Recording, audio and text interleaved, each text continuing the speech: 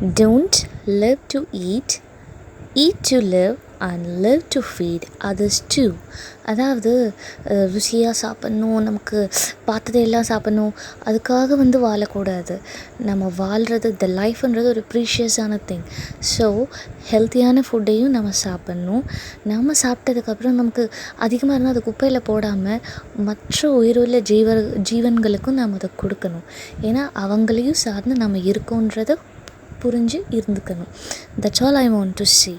So I hope you all like it. Thanks for reading my quote.